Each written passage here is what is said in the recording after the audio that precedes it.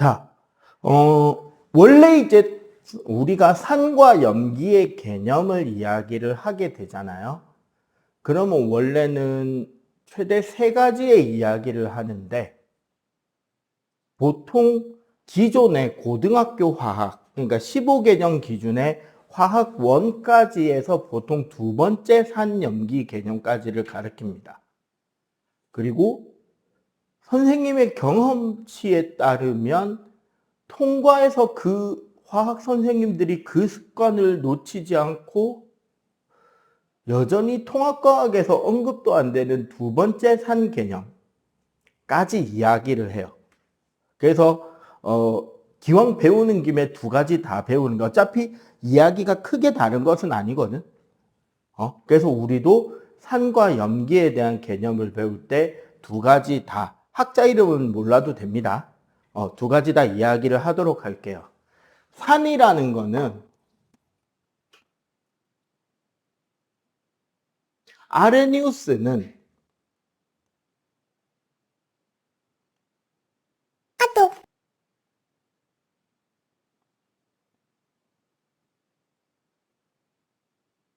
수용액 상태가 될 때 수소이온을 내어놓는 물질을 산이라고 이야기를 했고요.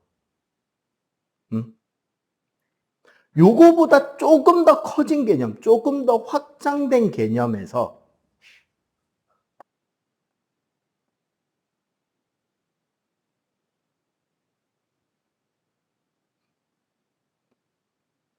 브랜스테드 로우리의 개념이라고 있어요.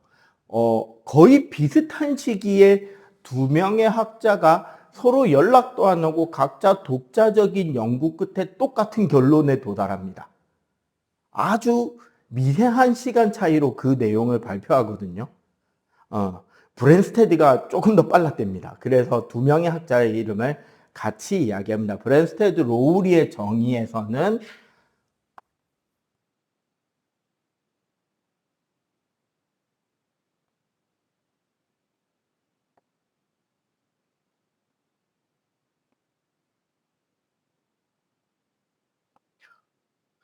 굳이 수용액 상태가 되지 않더라도 화학 반응을 하는 과정에서 수소이온을 남에게 내어주는 물질을 산이라고 하자라고 결정을 내립니다. 우리가 보통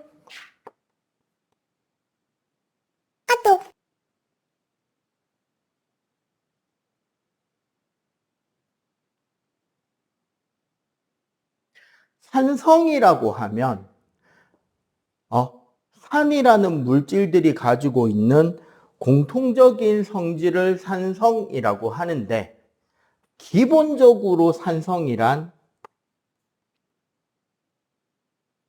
신맛이 납니다. 냄새나 맛 자체가 시큼한 맛이 나요.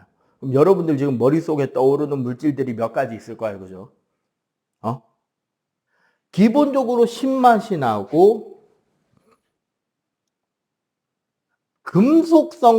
대부분의 금속이 산과 반응하면, 자, 여기서는 우리 지난 시간에 산화환원 반응할 때 이온화 경량 쭉 적었던 거 기억하죠? 칼카나 아라펜 니주나. 수소 뒤에 있는 금속들은 제외야.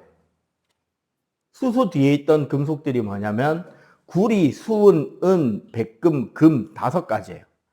얘네들을 제외한 대다수의 금속이 산과 반응할 때 수소기체가 배출이 되고요.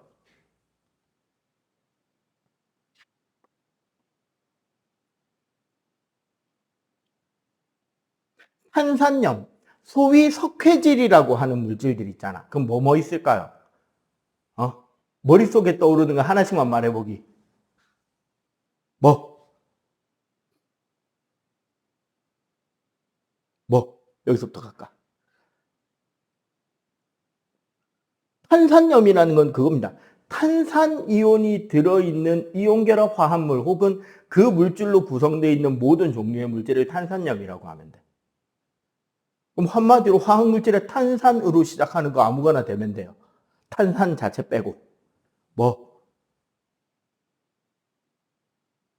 베이킹 파우더, 탄산수소, 나트륨, 석회석, 석회석, 방해석, 대리석으로 통용되는 소위 말하는 석회질 광물들, 탄산칼슘, 탄산나트륨, 탄산마그네슘, 탄산 어쩌고 저쩌고, 탄산수소 어쩌고 저쩌고 하는 모든 물질의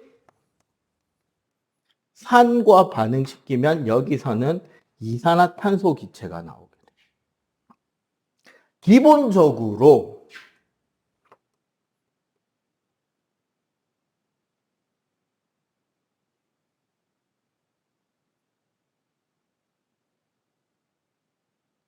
수용액 상태가 되면 전기전도성이 생기는데 액체 상태에서는 전기전도성이 없어요. 왜냐하면 이 산이라는 물질들은 기본적으로 공유결합하고 있는 애들입니다. 단지 요걸 이제 여러분들이 고등학교 화학으로 넘어가잖아요. 그러면은 우리가 중학교 때처럼 혹은 통합과학 정도까지 해서 이야기를 하는 이온결합, 공유결합이 우리가 생각하는 것만큼 칼같이 안 나누어진다는 거예요. 화학 선행을 해본 친구들은 알겠지만. 이온성 결합의 성질이 더 큰 결합이 있는 거고 공유결합으로서의 성질이 좀 더 큰 녀석들이 있는 거예요. 산은 우리가 산성에 속하는 산을 이루는 물질들은 기본적으로 공유결합인데 수소와 다른 다른 원소들 사이의 공유결합의 결합성이 전자를 한쪽으로 당기는 힘의 차이가 좀 크기 때문에 조금만 더 차이가 났다면 이온결합이라도 불러도 될 정도의 공유결합이거든요. 혹은 이제 화학 선행한 친구들은 아마 들어본 적 있을 거예요. 우리가 아까 말한 이온화 경향의 반대쪽, 비금속성의 성질을 나타내는 것 중에 전기음성도라고 있어요. 전기음성도라는 말은 원소가 공유결합을 이루고 있는 공유전자쌍을 얼마나 자기 쪽으로 잡아당겨 오느냐에 대한 힘 크기 비교고요. 제일 큰 게 플로린이죠. 얼마지? 4.5냐 4.0이냐. 내가 화학 전공이 아니라서 맨날 까먹어요. 어쨌거나 플로린이 제일 크거든. 4.0이겠네. 플로린이 4.0인데 그 다음에 아마 염소가 3.0이 될 거고 산소가 3.5가 될 거고 뭐 그렇게 갈 거예요. 수소가 1.9거든요. 그럼 플로리나 수소산 소위 말하는 불산 같은 경우는 전기음성도 차이가 무려 1.9 차이가 나. 전기음성도 차이가 2 넘어가면 이온결합이거든요. 한마디로 얘네들은 공유결합인데 엄청나게 이온으로서의 성질을 가질 뻔한 공유결합이잖아. 그러니까 물에 녹여버리면 어떻게 되느냐? 이때다 하면서 이온으로 분리돼 버려요. 그래서 액체 상태가 되면 전기전도성이 없습니다. 그래서 우리가 전해질이라고까지는 이야기를 못해요. 정확하게 말하면. 물에 녹으면 이온화가 됩니다. 근데 액체 상태에서는 이온화가 안 돼요. 이런 좀 재미있는 특성들이 있고 지시약에 대한 색깔 변화는 한 방에 같이 이야기를 좀 할게요. 우리가 이제 산의 종류에는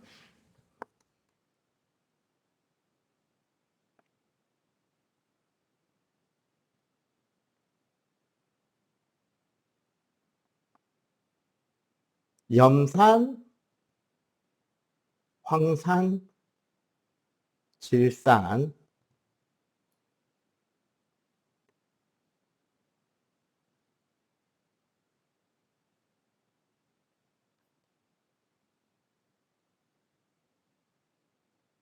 요렇게 한 6가지 정도가 있고요. 염산은 우리가 염화수소의 기체를 물에 녹인 걸 염산이라 그래. 그래서 화학식은 HCl, 황산은 H2SO4, 질산은 HNO3, 탄산은 H2CO3, 아세트산은 CH3COOH, 폼산은 HCOOH. 얘네들이 이온화가 되잖아.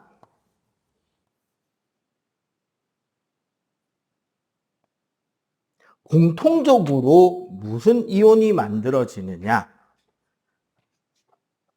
여기서 공통적으로 출현하는 이온은 전부 다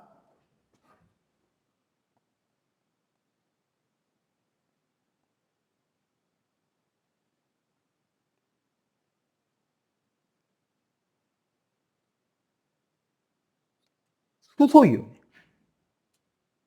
공통적으로 전부 다 수소이온이 만들어지고,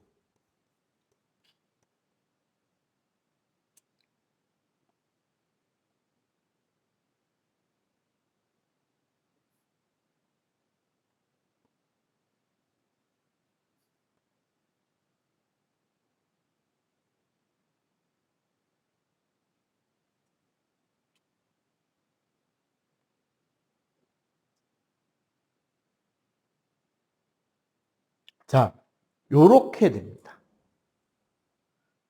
즉, 여기서 우리가 말한 산이라고 하는 물질이 가지는 공통의 성질은 결국 모든 공통이온인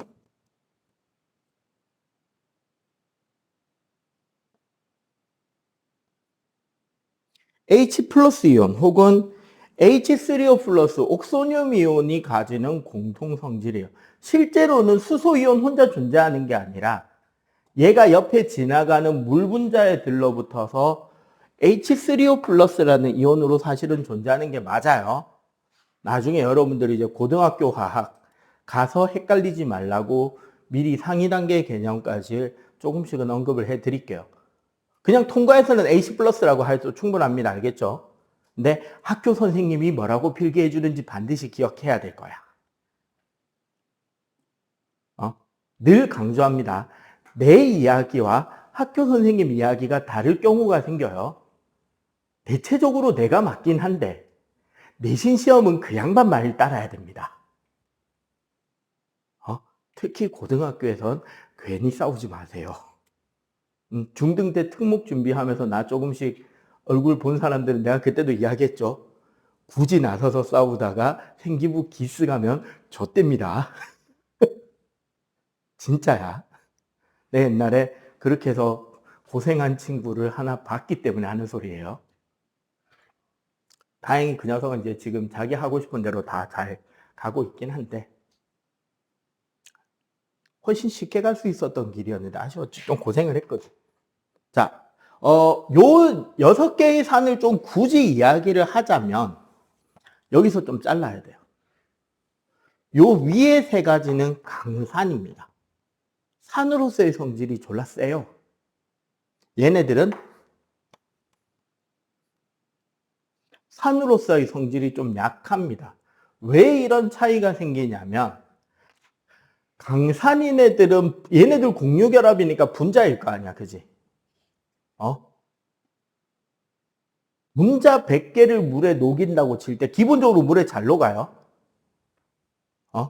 분자 100개 정도를 물에 녹였을 때 위에 3녀석은 거의 95개 이상, 98개, 99개가 이온화가 됩니다. 그러니까 물에 넣는 족족 이온이 다 이온으로 다 분리가 되기 때문에 수소 이온의 농도 자체가 되게 높아질 거 아니야. 그러면 어떻게 된다? 반응성이 매우 강해지겠죠. 여러 가지 종류의 반응을 일으키는데 그냥 농도 자체가 높으니까. 밑에 녀석들은 그에 비해서 한 100개 집어넣으면 한 10개 이온화 될라나? 심지어 여기 얘네들 있지. 자, 여러분들 통합과 공부를 꾸준히 잘 해왔는지를 물어보겠어. COOH를 뭐라 부르게? 뭐야? 동주 말해봐.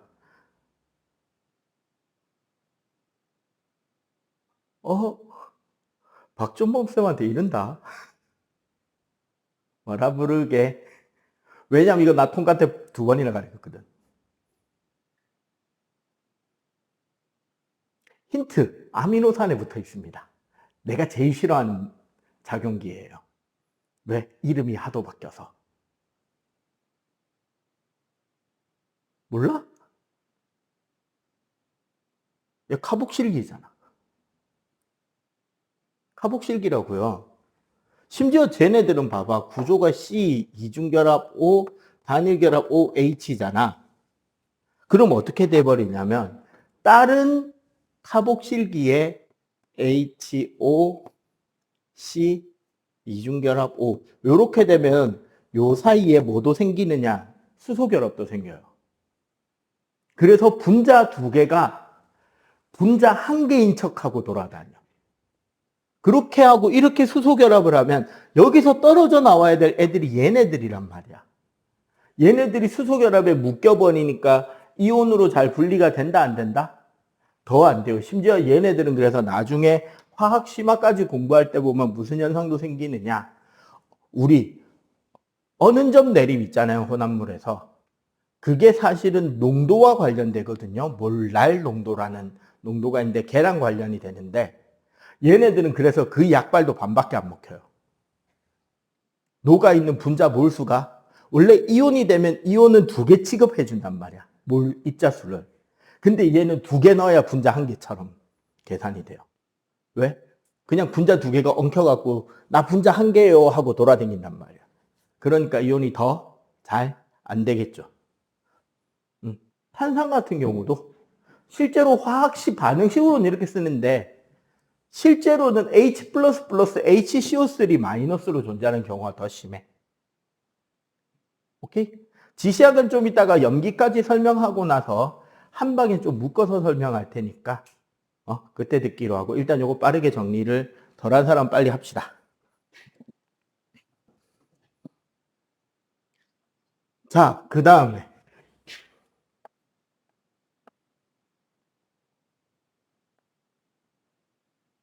염기, 우리가 이제 베이스라고 합니다. 염기는. 아레니우스에서는 뭐라고 했냐면 똑같이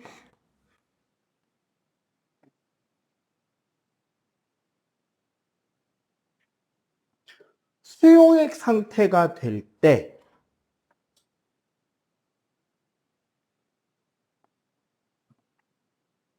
수산화 이온을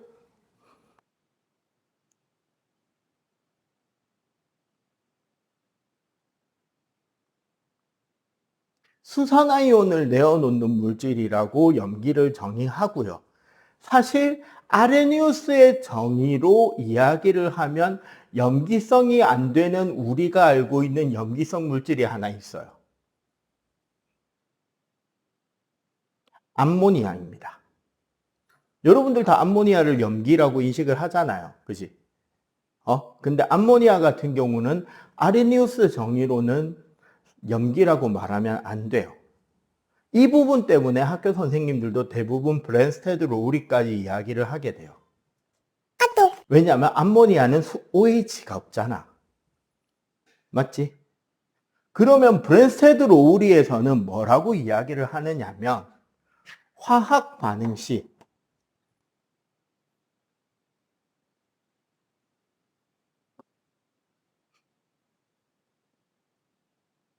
양성자, 즉 수소이온을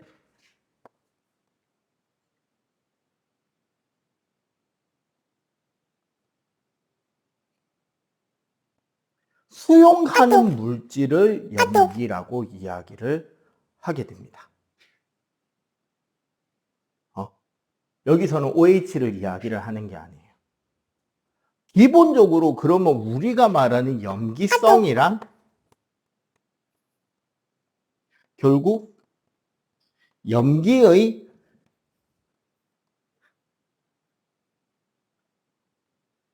공통적인 성질을 염기성이라고 이야기를 하게 될 거고, 그죠? 어떻게 되냐면 기본적으로 얘는 맛이 씁니다. 맛이 쓴 대신에 중요한 건 함부로 먹으면 안 돼요. 왜 먹으면 안 되느냐? 이 다음 한 줄 때문입니다.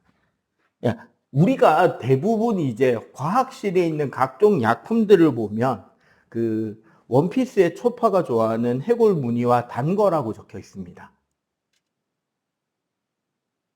단거. 이해를 못하죠. 단거. 맞잖아, 단거. 대부분 그 해적 무늬와 함께 단거라고 적혀 있죠.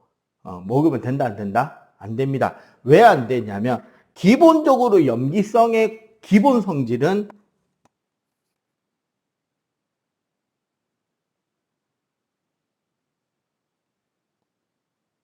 단백질을 녹여버립니다.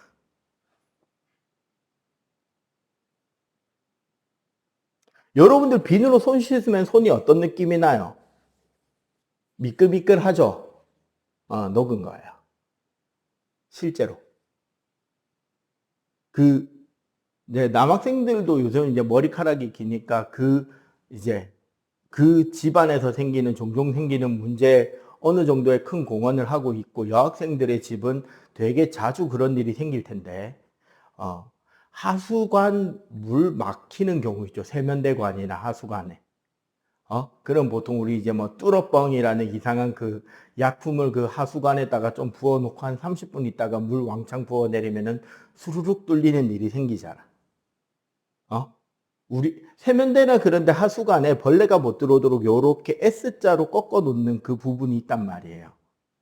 그 부분에 머리카락이 끼고 엉켜서 물의 흐름을 막아버리기 때문에 그 세면대 관이 막히게 되는 건데, 그때 그 부어주는 용액이 아주 강한 염기성입니다. 즉, 그 관을 막는 주범인 뭉쳐진 머리카락을 뭐 해서 녹여서 그 관을 뚫을 수 있게 해주는 그런 성질이 있다라는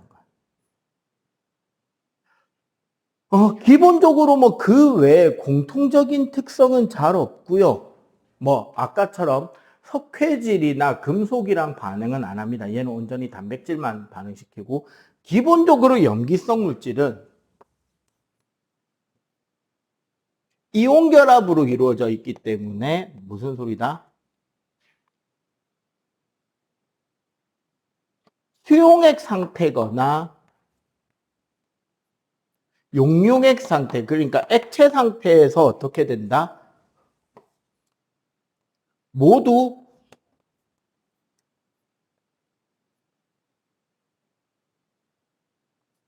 전기 전도성이 있어요. 염기의 종류와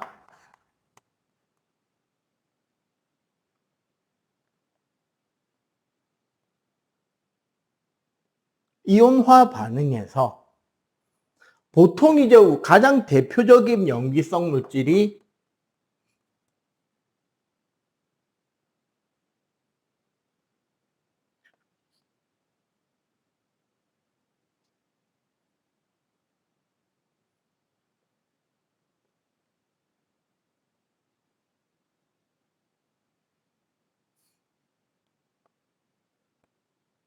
수산화나트륨, 수산화칼륨, 수산화칼슘, 그리고 암모니아가 아니라 정확하게는 암모니아수가 염기성 물질이라고 보시는 게 맞아요.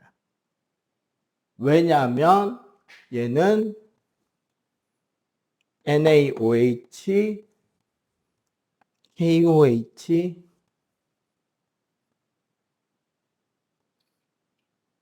암모니아수는 좀 이따가 별도로 화학식을 적을게요.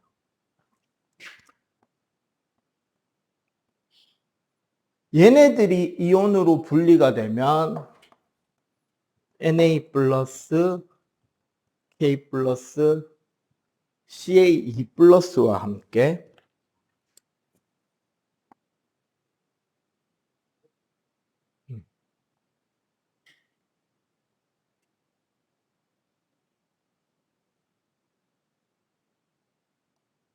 요렇게 이온화가 돼.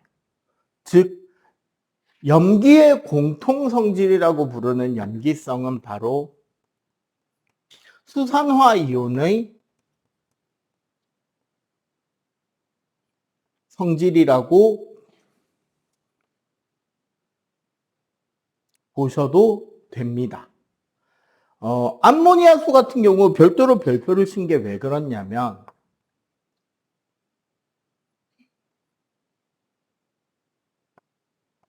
암모니아 기체가 물에 대단히 잘 녹는데 물에 녹게 되면 이온화가 어떻게 되냐면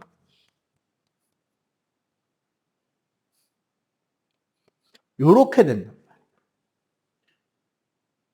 이게 전형적인 뭐다? 브랜스테드 로우리의 반응인 거예요. 왜? 봐봐.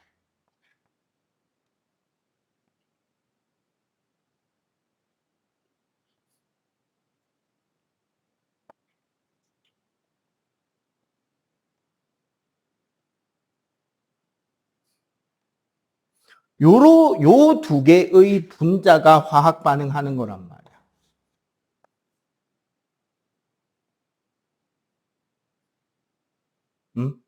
그럼 어떻게 된다? 얘가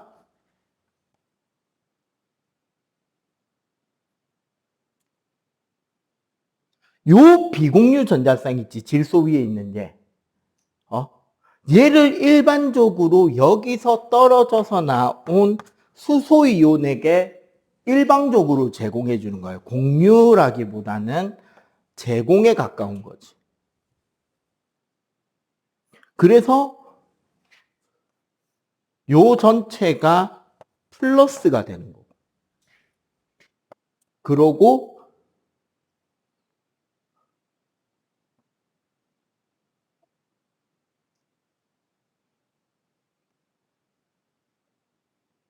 여기가 산소 쪽이 마이너스가 돼서 전체가 마이너스 이온의 역할을 한다는 거예요.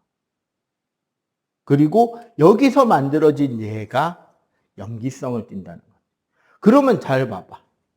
여기서 이쪽으로 반응을 해 갈 때,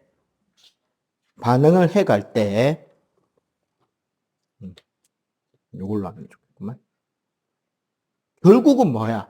여기에 있는 수소 하나, 양성자 하나가 떨어져 나와서 여기에 와서 붙게 된 거잖아요. 맞지?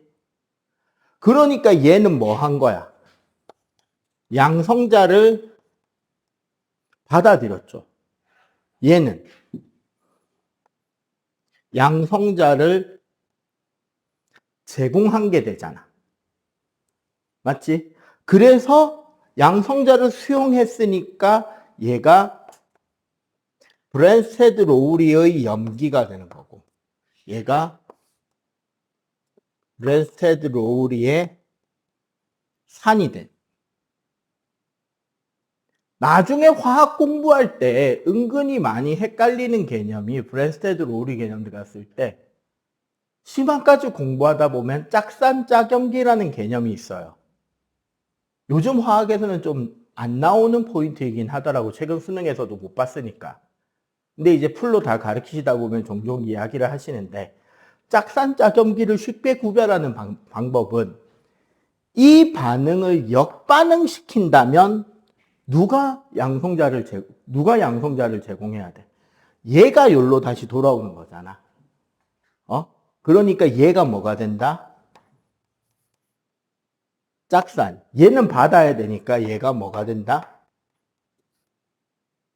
짝염기가 돼서 이렇게 연결되고 이렇게 연결된다라고 생각하시면 사실은 브랜스테드 로우리의 산염기 개념까지 완전히 다 정리가 된다라고 볼 수가 있습니다. 이게 가장 쉬운 이해일 거예요. 오케이? 그리고 빨리 정리. 지웠는데 산염기에서 그러면 공통이온이 공통의 성질을 만든다 그랬잖아요. 여러분들이 이제 필기한 게 있으니까 필기한 거 보면 되고. 그러면 산별로 성질이 조금씩 다르고 염기도 염기별로 성질이 조금씩 다르단 말이야. 얘네들의 차이가 바로 산의 음이온이나 염기의 양이온이 가지는 좀 특이한 성질들 때문에 나타나요. 굳이 이제 이야기하자면 염산 같은 경우는 불산과 더불어 유리를 녹일 수 있는 강력한 반응성을 보입니다. 그래서 염산은 폴리프로필렌이라는 플라스틱 통에 들어있고요. 진한 황산 같은 경우는 황산은 그 앞에다 좀 적어라. 묽은이라고 두 글자 더 넣으세요. 황산의 진한 황산은 97% 농도로 만들어지는 액체예요. 그러면은 물이 없잖아. 3%도 안 되잖아. 맞지? 그래서 진한 황산은 산성이라고 부를 수 없습니다. 묽은 황산만 산성이 돼요. 진한 황산은 물이 없어서 이온화가 안 되기 때문에 산성이 안 되고요. 대신에 황산은 묽은 황산이든 진한 황산이든 특별히 보이는 성질이 하나 있는데, 탄화수소, 특히 포도당 같은 녹말 계열 있죠. 설탕이나 당분. 여기에 진한 황산을 부어버리면 실제로 존재하지도 않는 물을 지가 만들어서 흡수하면서 숯덩어리로 변해버립니다. 설탕에다가 진한 황산 부으면 막 그 에어리언 솟아오르는 것처럼 막 검은색 기둥이 꿈틀꿈틀하면서 막 솟아오르는, 유튜브 보면 영상 많아요. 질산 같은 경우는 햇볕을 직접 쬐면, 특히 자외선을 받으면 분해되는 성질이 있기 때문에 병이 꼭 갈색 병이고 캐비넷 안에 넣어서 보관해야 돼요. 밖에 내놓으면 안 됩니다. 그리고 황산하고 질산하고 섞은 이제 아주 강력한 액체를 왕수라 그러는데, 여자분들은 미리 좀 알아둬야 될 생활 상식입니다. 그 오래된 금 액세서리, 그 금은방 가면 클리닝 해준다고 하는 게 다른 게 아니고요. 왕수에 넣었다가 뺀 뒤에 빠르게 헹궈주는 겁니다. 그럼 어떻게 되냐? 녹아요.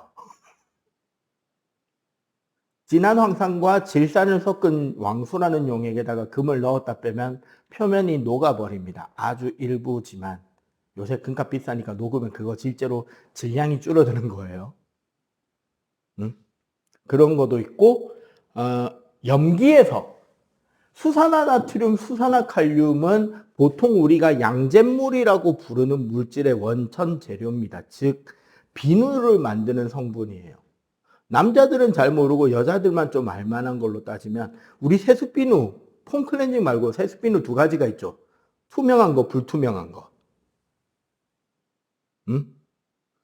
투명한 애들이 얘네들로 만드는 거고, 불투명한 애들이 얘네들로 만들어. 이 비누 성분, 수산화나트륨이나 수산화칼륨은 둘 다 이산화탄소를 흡수하는 능력이 좀 뛰어나거든요. 그래서 비누 오랫동안 밖에 놔두면 표면에 허옇게 때가 끼지. 그게 탄산나트륨이 생긴 거예요. 탄산나트륨이나 탄산칼륨이. 그 부분은 세척 능력 없습니다. 물에 녹여서 씻어내고 그 밑에부터 세척력이 생기는 거고요. 수산화칼슘은 사실은 물에 잘 안 녹는데 녹으면 100% 이온화되기 때문에 여기까지가 강염기예요. 요 밑에는 약한 염기가 되겠죠, 그러면. 그리고 아까 산에서 그 폼산하고 아세트산이 있는데 곤충독이 대부분 얘네들이에요. 아세트산이거나 폼산이기 때문에 곤충에 물렸을 때 부어오르면 염기성 용액을 발하는데 그걸 중화 반응이라고 합니다. 뒤에 이제 이어서 중화 반응을 설명할 거기 때문에 살짝 이야기를 했고요. 지시약은 이제 지시약하고 전기분해 설명을 곧 바로 들어갈게요. 필기 다 됐지?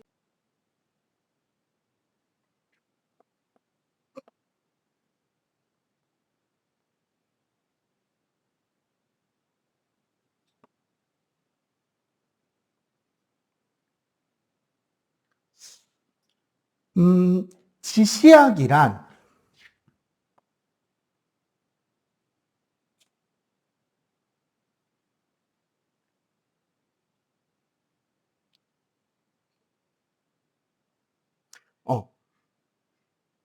한성이 되거나 염기성 혹은 중성에서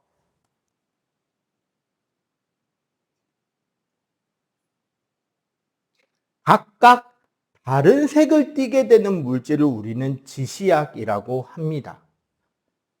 초등학교 때 배운 것 중에는 뭐가 존재하냐면 장미꽃 시험지, 자줏빛 양배추 끓여낸 물, 도지시약이 되는데 이 두 가지 물질의 공통 물질에는 안토시안 혹은 안토시아닌이라는 우리 몸에 좋고 눈에 좋다는 항산화 물질이 포함이 되는데요. 얘네들이 산성일 때, 즉 수소 농도가 높을 때와 염기성일 때, 수소 농도가 낮을 때 산성 환경에서는 그 물질이 바깥에 있는 수소 이온을 흡수 결합을 하게 되고, 염기성이 되면 자기가 가지고 있던 수소 이온을 남한테 내주는 성질이 있단 말이야. 이 과정에서 생기는 물질의 색깔이 달라요. 수소 이온과 결합했느냐 안 했냐에 따라서 색깔 자체가 아예 달라진단 말이야. 그래서 색깔이 바뀌는 걸 가지고 pH를 측정할 수 있기도 합니다. 즉 산성도를 측정할 수 있게 되는 거고요. 나머지 물질도 사실은 다 그런데 색깔 외우는 법 한 방에 외우는 거 있으면 좋겠다, 그지? 한 방에 외울 수 있습니다.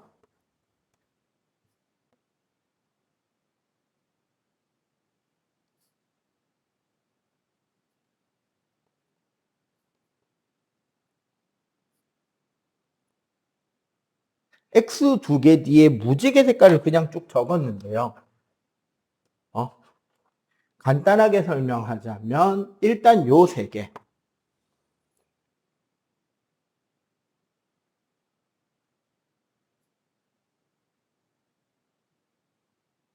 페놀프탈레인이라는 염기성입니다.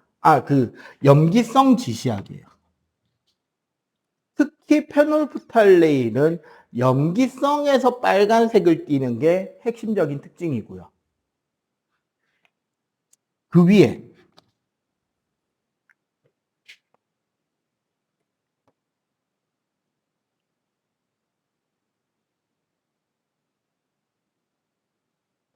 메틸오렌지 혹은 메틸레드라고 불리는 지시약인데 얘는 산성에서 특별히 빨간색을 띱니다. 그리고 여러분들이 실제로 온갖 과학 실험할 때 되게 많이 접하는 지시약.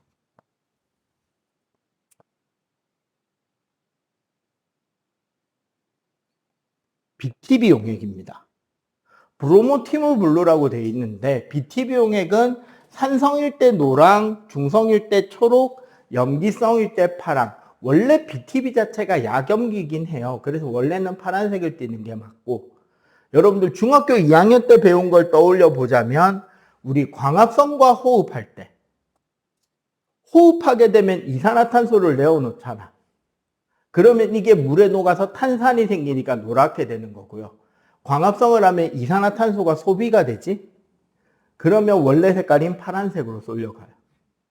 요거를 이용해 가지고 광합성 하냐 호흡하느냐를 구별했던 거고요. 실제로는 어떤 식으로 색깔이 바뀌냐면 페놀프탈레인은 우리가 pH 7을 중성이라고 한단 말이야. 그럼 여기 1로 갈수록 산이 되고 14쪽으로 갈수록 염기가 되는데, 페놀프탈레인은 어디서 빨간색이 나타나느냐? 실제로 중성보다 훨씬 좀 더 많이 염기 쪽으로 가야지 색깔이 바뀌어요. 바뀌는 색깔 위치가 중성 딱 넘어가자마자 바뀌는 게 아니라 조금 더 염기로 더 쏠려야 넘어가. 메틸오렌지도 똑같은데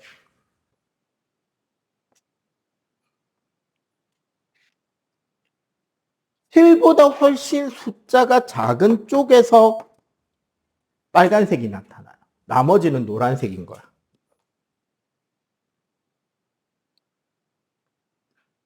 BTB 같은 경우는 기본적으로 7이 중성인데 거의 이렇다고 보면 돼요.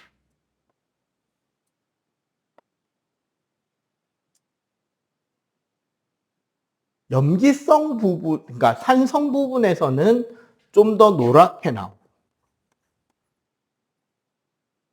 여기서 중성을 넘어가면 파랗게 나와요. 그래서 우리가 요 딱 7 부근에서만 녹색으로 나타난단 말이에요. 실제로 색깔 나타나는 범위가 그렇게 딱 맞는 경우는 대단히 어떻다? 드물다. 그래서 지시약 색깔 변화만 가지고 정확하게 어느 성질인지를 확연하게 말하기는 중성 부근에서는 쉬운 일은 아니게 된다라는 거. 오케이? 이거 말고 선생님 빠진 게 있는데요. 뭐? 리트머스는요.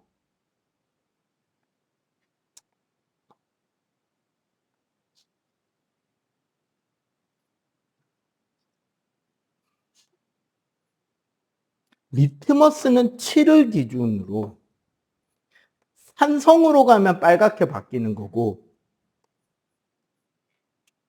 염기로 가면 파랗게 바뀐다라고 생각하십니다.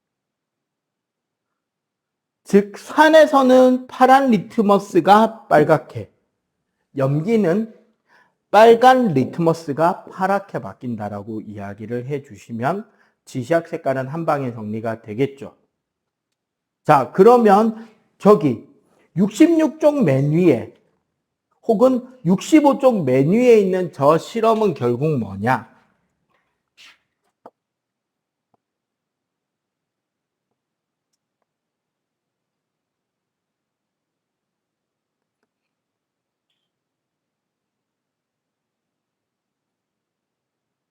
파란색 리트머스지에 질산칼륨으로 전해질을 준비하고요.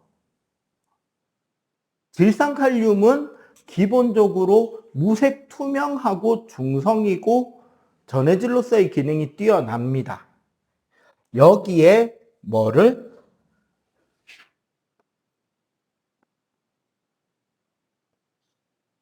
염산을 적신 실을 이렇게 가운데 꽂아놓고 양쪽에 플러스 전극, 마이너스 전극을 둔다고 하면 실제로 여기에 있는 이온들이 이제 뭐가 되는 거야?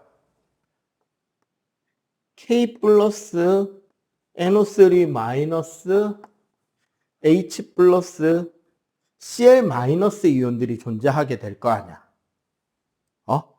그러면 전기적 인력에 의해서 양이온들은 음극으로, 음이온들은 양극을 향해서 이동해 갈 때 붉은 색깔이 어느 쪽으로 퍼진다? 음극 쪽으로 퍼진다는 거야. 파란색 리트머스지에서. 즉, 누가 산의 성질을 가지고 있는 거다? H 플러스가 지시약의 색깔을 변화시키고 산의 성질을 가지고 있는 이온이라는 소리가 된다는 거예요. 그러면 다시 똑같게 어떻게 이번에는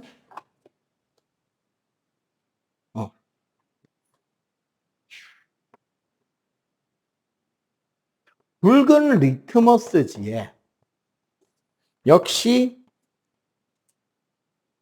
질산칼륨 전해질을 놓으면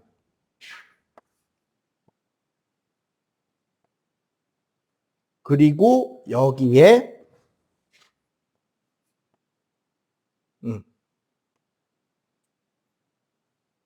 수산화나트륨 용액을 적셔서 얹거나 뭐 암모니아수를 적셔서 올려도 되겠죠.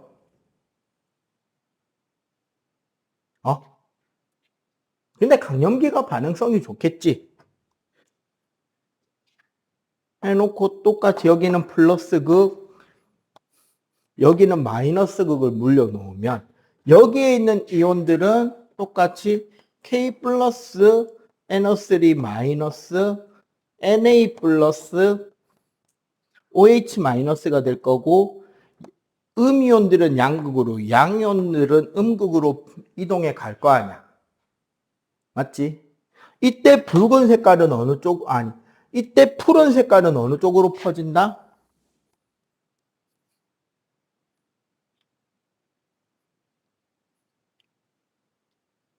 점점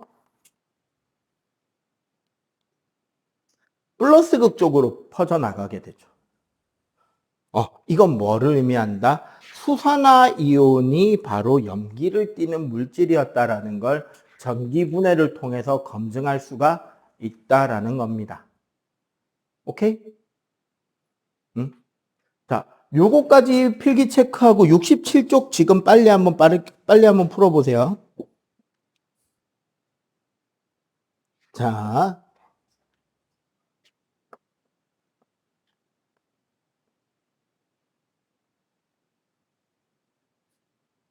중화반응. 중화반응이란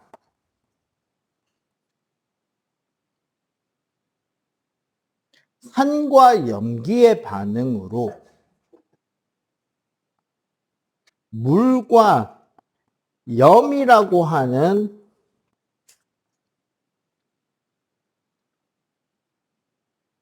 이온 화합물이 만들어지고 이 과정에서 일반적으로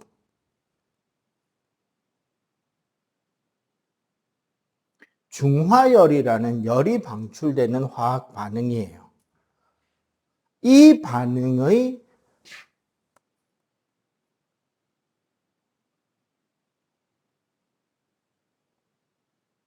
알짜 반응식은 실제로 반응하는 건 그럼 뭐냐 하면 산의 H 플러스 이온과 염기의 수산화 이온이 반응해서 물이 되고 이 과정에서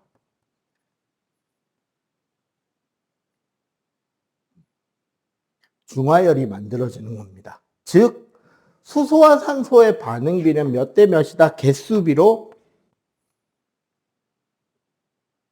1대1의 동급 반응을 하게 된다는 거예요. 그래서 우리가 이제 알아야 되는 중화점.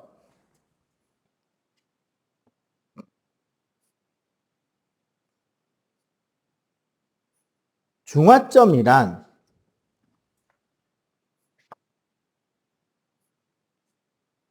반응물 속의 H 플러스 이온수와 OH 마이너스 이온수가 1대1이 되는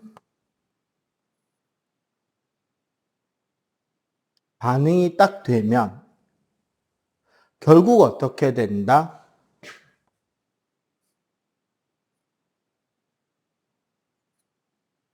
자, 이론적으로 해요.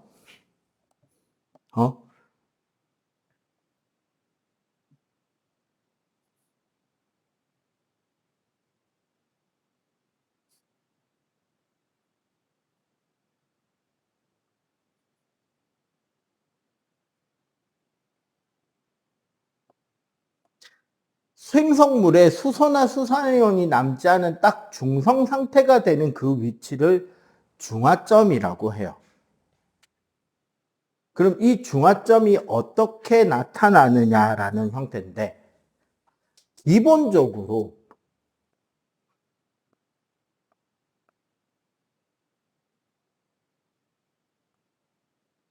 중화반응이라고 하는 이 패턴은 두 가지 타입이 나타나요. 뭐냐면, 자, HA와 BOH를 해요. 그냥 음이온이 뭐든 어쨌거나 산이라는 소리고요. 양이온이 뭐든 어쨌거나 염기라는 상황인 거지. 요 둘의 위치는 사실 바뀌어도 큰 상관이 있는 건 아니에요. 이런 형태가 두 가지 딱 실험 패턴이 이렇게 나와요. 이 경우에 하나를 일정량을 준비해 놓은 시험관에 반대쪽 거를 조금씩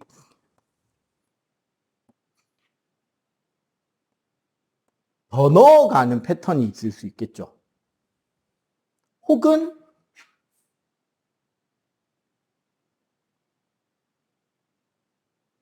또 다른 패턴은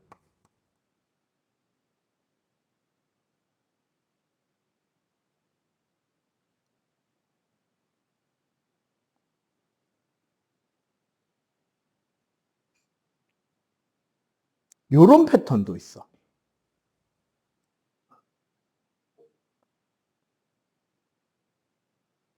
어떤 패턴인지 알겠어요? 하나는 양을 계속 늘리고 하나는 양을 계속 줄이고. 자, 1번의 실험은 일정량의 산 또는 염기에 소량의 염기 또는 산을 조금씩 늘려서 반응을 시켜가게 되는 반응인 거지. 그런데 여기서는 어떻게 된다? 그럼 이 실험은 여기서부터 1번에서부터 실험 몇 번이냐? 6번 실험이 되는 동안 용액의 총량은 계속 증가해가지고 총 용액의 양은 증가하겠지. 얘 같은 경우는 총 용액의 양은 어쨌거나 일정하죠. 그럼 여기서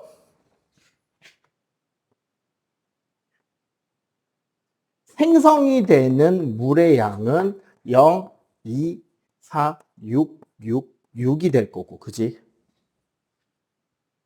여기서는 생성된 물은 0, 2, 4, 2, 0이 된다. 근데 이게 뭐가 중요하냐면 생성된 물의 양, 즉 실제 일어난 중화 반응의 개수 정도잖아요. 맞지? 얼마나 많은 양이 중화 반응이 됐느냐가 뭐와 관련이 있다?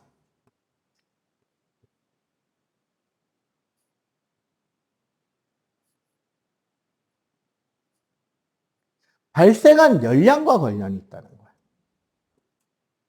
그래서 실제로 여기서는 그래프를 그려보면 여기가 중화점일 거 아니야. 맞지? 그러면 실제 이 그래프에서 발생한 열의 그래프는 이렇게 나타나겠죠. 맞지? 더 이상 열 반응을 안 하니까. 하지만 이 그래프에서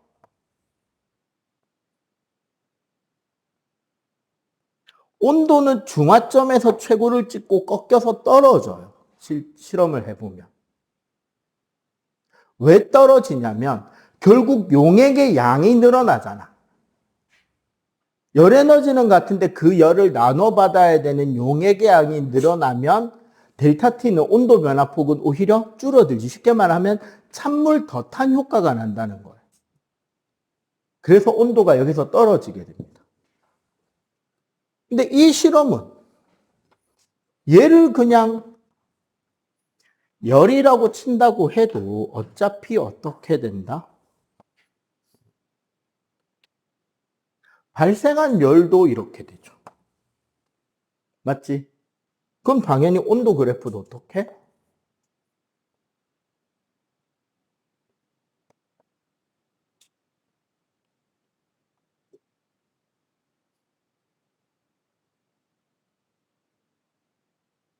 그리고 여기서 이 실험에서 실제로 하나하나 여러분들이 살려봐도 되는데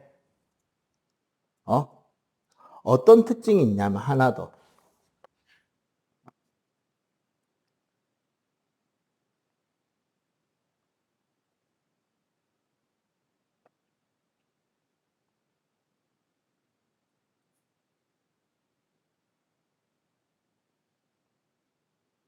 용액 속에 총 녹아있는 이온수는 이렇게 된단 말이야. 이온 개수만 따지면. 여기서는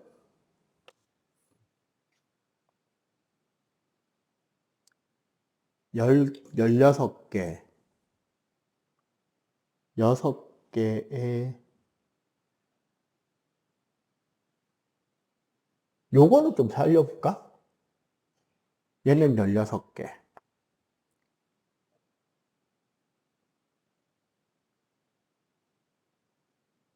12개, 8개, 12개, 16개. 실제로 얘는 중화점을 기준으로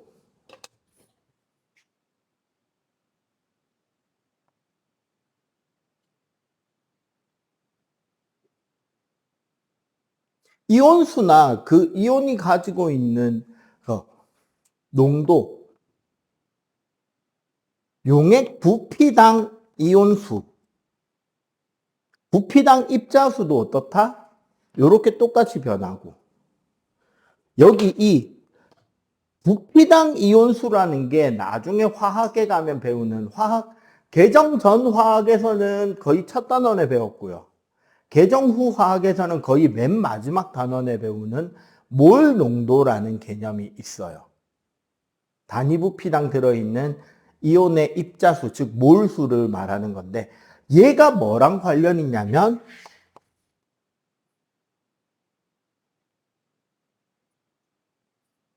전기전도도랑 관련이 있단 말이야. 이온의 농도 자체가.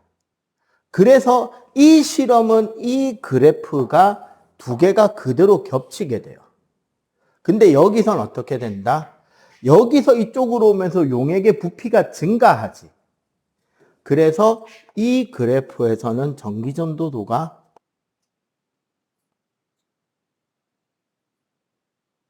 어떻게 이온 개수는 변화가 없지만 용액의 양이 늘기 때문에 전기전도도 즉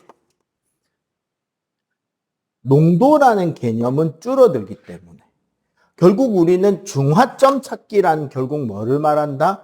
온도가 가장 높은 곳, 반응열이 가장 많은 곳이 아니에요. 전기전도도가 가장 낮은 곳, 온도가 가장 높은 곳, 전기전도도가 가장 낮은 곳을 우리는 중화점이라고 할 수가 있겠습니다. 오케이? 그래서 요 두 가지에서 그래프 패턴이 조금 다르다는 것도 알고 있어야 돼요. 한쪽만 보통 요쪽 이 책에 많이 나오는 실험이란 말이야.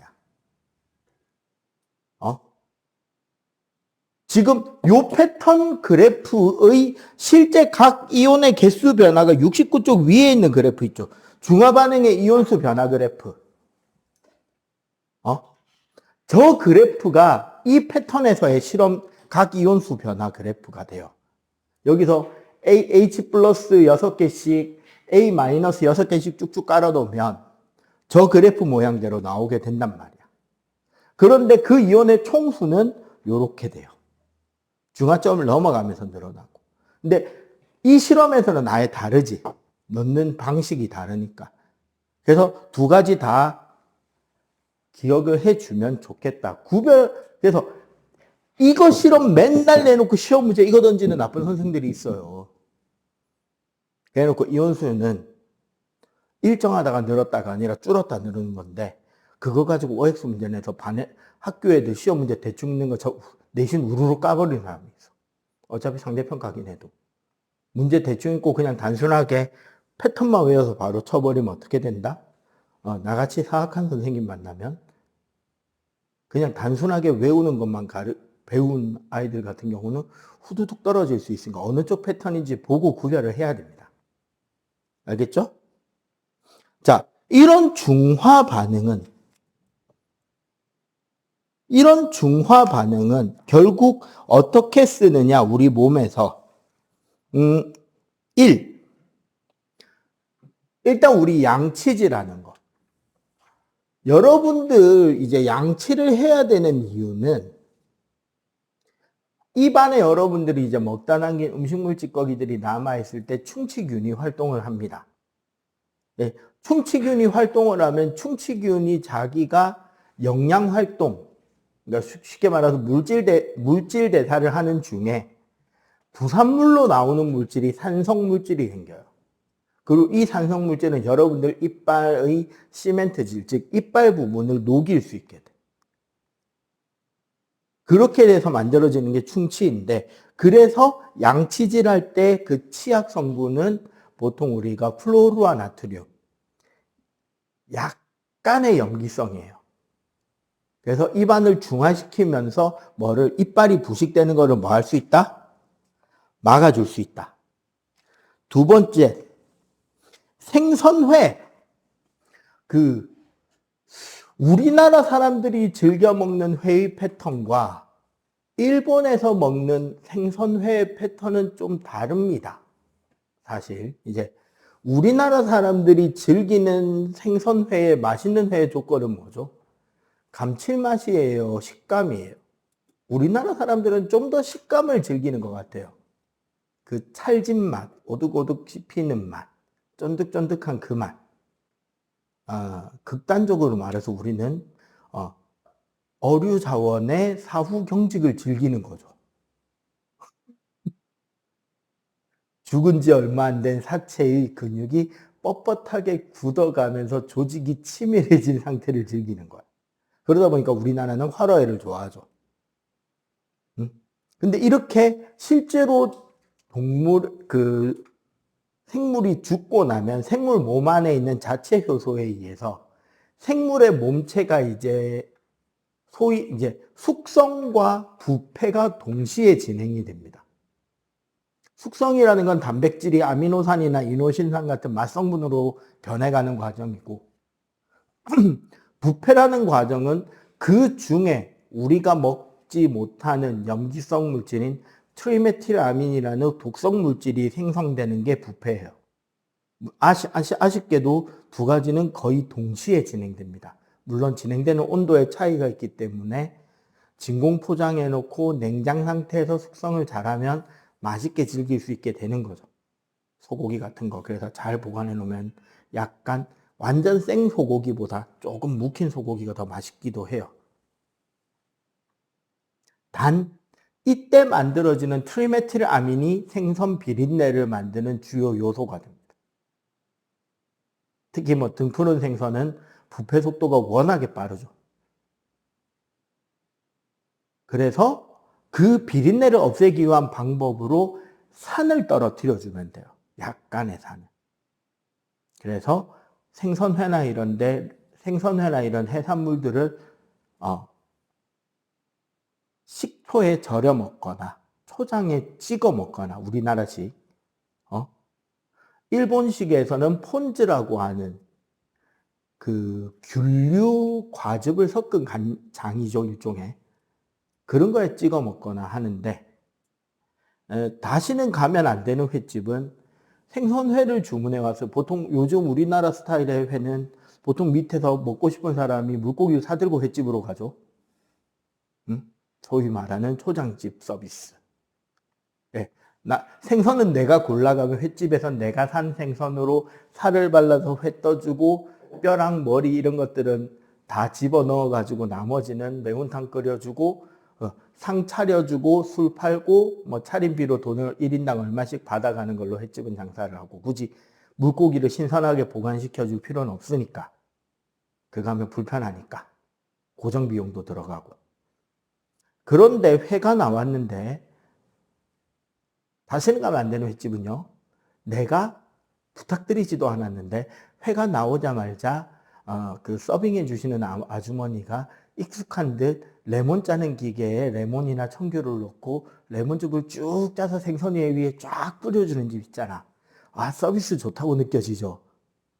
아니에요. 방금 돌아가신 생선에서 비린내가 날 리는 없죠. 레몬즙을 뿌리면 비린내가 사라지는 거예요. 그 말은 내 앞에 누워 계시는 분은 나랑 방금 전까지 같이 가기로 온 분이 아닐 수 있다는 거죠. 무슨 소리인지 알겠어? 방금 죽은 분은 지금 냉장고에 계실 수가 있다는 거야. 그리고 어제쯤 돌아가신 분이 내 상에 나와 있을 확률이 생기는 거예요, 그런 집은. 그지? 가면 안 되겠죠? 요런 것들이 관련이 되는 거예요. 그 다음에 제산제. 부모님들 술 드시고 나면 다음날 아침에 속 쓰리다가 하시는 경우, 그 알코올이 어떤 효과가 있냐면 우리 위의 위벽의 보호 점막을 녹여냅니다.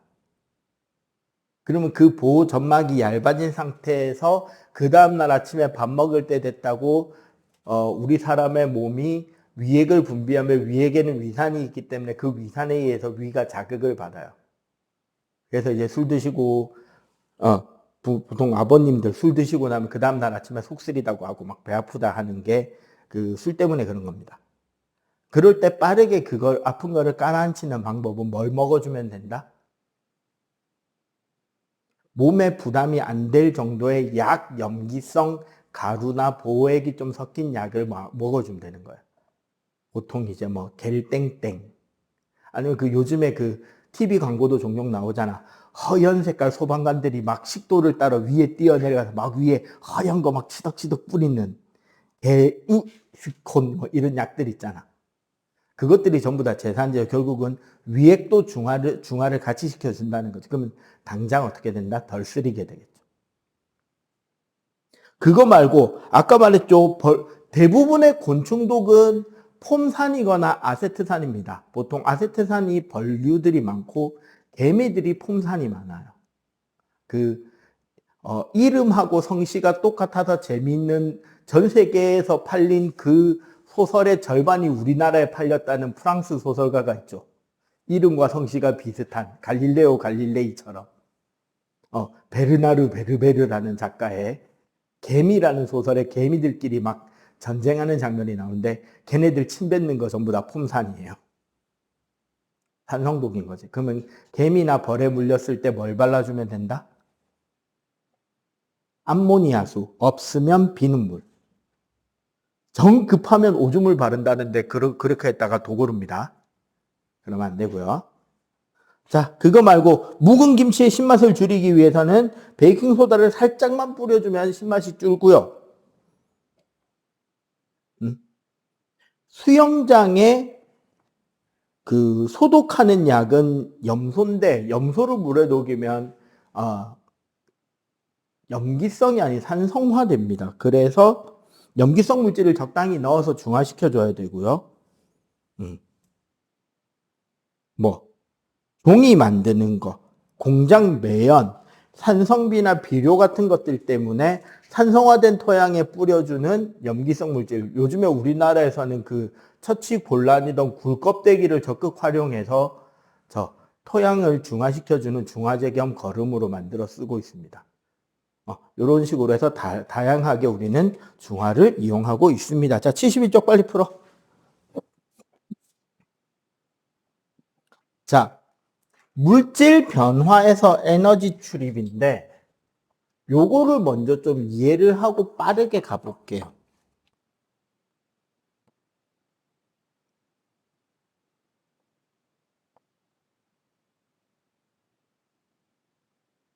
개와 주의의 개념이 있다. 그죠? 이제 한두 번 들은 게 아니라서 다 알지? 주의의 입장에서 이야기를 하는 게 가열과 냉각. 그 가열과 냉각을 개의 입장에서 바라보면 열 흡수와 열 방출. 그래서 이 열을 흡수나 방출하게 되었을 때 주위는 온도가 낮아지고 요때는 온도가 높아진다라는 개념. 그래서 어느 쪽에서 바라보는 관점이냐라는 거 하나. 두 번째는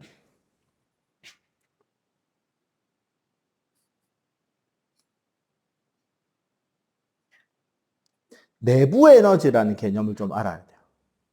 원래 이거는 이제 고등학교 물리 과정에서부터 언급이 되는 개념입니다. 내부 에너지란 각 입자들이 가지는 운동 에너지의 평균값과 물질을 이루는 각 입자들이 가지는 위치 에너지의 평균값을 합한 것을 입자 수만큼 곱한 게 내부 에너지예요. 실제로 예를 들어 고체 같은 경우는 각 입자들이 제자리에서 진동하잖아. 맞지? 그러면 자기가 원래 결정 위치에 있지 않고 여기서 위치가 입자 운동으로 변하게 되면 이 튕기는 운동, 이 진동이 사실은 탄성력에 의한 진동 효과가 나는 거란 말이에요. 그럼 얘가 움직이게 되면 원이 치일 때는 운동 에너지가 최대가 되겠지. 가장 빠른 속력일 거니까. 양쪽 끝점에서는 탄성력에 의한 위치 에너지가 최대점이 됩니다. 즉 물질의 입자들이 가지는 총 역학적 에너지가 내부 에너지가 되는데 일반적으로 이 값이 절대 온도에 거의 비례하는 값처럼 나타나게 돼요. 계산을 해보면. 그래서 이걸 생각하면 돼. 봐봐. 0도씨의 얼음과 0도씨의 물 중에 누가 더 에너지가 많을까? 입자들이 가지는 에너지를 비교한다면. 이게 입자가 가지는 내부 에너지의 비교인 거야. 누가 더 활발해요? 입자 운동이. 그냥 되게 단순하게 말하면. 당연히 물이 더 활발하잖아. 맞지? 그러면 똑같은 개념에서 100도씨의 물과 100도씨의 수증기를 비교하면 누가 더 입자 운동이 활발해? 수증기 쪽이 더 활발하죠. 맞지? 그러면 얼음이 물이 되려면 열을 흡수해야 돼요? 방출해야 돼요? 얘가 에너지가 더 많잖아. 에너지가 적은 녀석이 많아지려면 에너지를 흡수해야 될 거 아니야. 상태 변화가 일어날 때. 똑같죠. 100도씨의 물과 수증기를 비교해도 이렇게 가려면 에너지를 흡수해야 될 거 아니야. 그러면 그 반대쪽은? 반대쪽이 될 때는 방출해도 되겠지. 이해가 돼요? 따라서 상태 변화가 일어날 때는 물리 변화에서의 에너지 출입, 상태 변화에선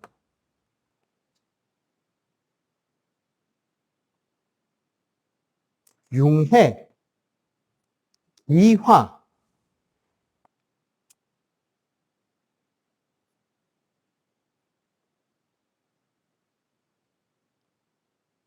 융해열, 기화열, 승화열일 때는 열을 흡수하죠. 즉 흡열 반응이란 소리고.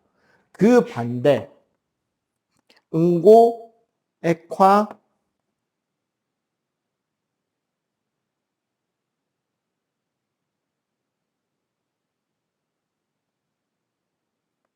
승화일 때는 열을 방출하게 되죠. 그지? 화학 반응에서는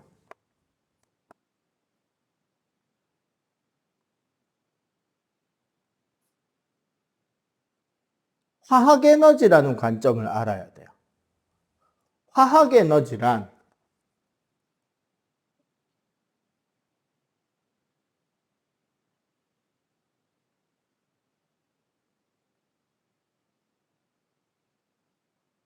원자와 원자가 화학적으로 결합하게 될 때 그 결합에 저장이 되는 화학적 에너지를 화학 에너지라고 해요. 이거를 토대로 어떻게 된다? 반응물이 더 에너지가 높고 생성물이 에너지가 낮으면 어떻게 된다? 반응 경로가 이렇게 진행이 되겠지. 이런 반응 경로에서는 어떻게? 에너지 차이만큼 열 방출이 일어나겠죠. 그럼 반대로 반응물의 에너지가 낮고 생성물의 에너지가 높으면 결국 요 반응물과 생성물의 에너지 차이만큼 에너지를 흡수해야지만 반응이 일어날 거 아니야. 맞지? 그리고 여기서 우리가 이걸 흡열 반응, 발열 반응이라고 하지만, 발열 반응 같은 경우는 결국 뭐다? 주위의 온도가 올라가는 반응들인 거잖아. 흡열 반응은 주위 온도가 내려가는 반응이라서 열만 생각하는데 특히 우리 흡열 반응에서 있잖아요. 어? 열 에너지 말고도 어쨌거나 에너지를 흡수해서 일어나는 반응들은 전부 다 흡열 반응이라고 봐도 돼요. 잘 볼래요? 빛을 흡수하는 광합성이나 광분해가 있겠죠? 그지? 그 다음에 갑자기 전기를 흡수하는 우리 물의 전기분해도 있을 거 아니야. 맞지? 그 다음에 열에 의한 얘네들 다 흡열 반응으로 취급한다는 거야. 그럼 발열 반응에는 가장 대표적인 게 열이 나는 반응, 연소, 산화, 중화,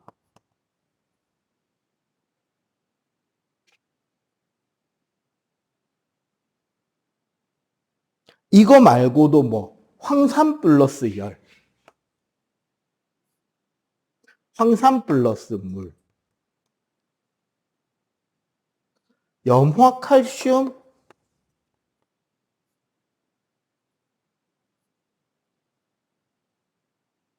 수산화 칼슘 플러스 물, 또 뭐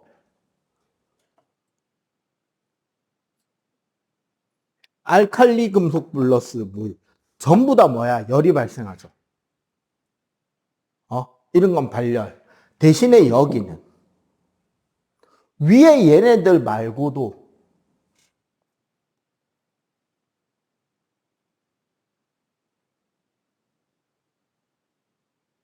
염화나트륨 물에 녹으면은 흡열 반응입니다. 주위가 시원해져요. 실제로 온도가 내려가요. 그 다음에 땡땡 암모늄 계열. 무슨 암모늄이라는 물질이 보통 물이나 산이랑 반응할 때 흡열 과정이 일어납니다. 그래서 막 얼어붙는다 이런 말 나오면 흡열이라고 생각하시면 돼요. 요거는 나중에 여러분들 이제 시험을 치게 될 때 보고 이게 발열에 속하는 반응인지 흡열에 속하는 반응인지 보고 이해하면 돼요. 그래서 저기 보면 81쪽에 에너지를 흡수하는 반응들, 에너지를 방출하는 반응들에서 각 반응들이 쭉 설명이 돼 있고 이런 에너지의 출입을 통해서 결국 우리 지구계에서는 끊임없이 에너지가 순환되고 물질 순환이 일어나고 생태계 그리고 우리 지구계 전체의 균형이 일어나고 있다라는 이야기, 약간 도덕적인 이야기로 가니까 뒤에 상세한 세부 내용들은 그냥 여러분들이 읽어보시고 복습해 주시면 되겠습니다. 알겠죠?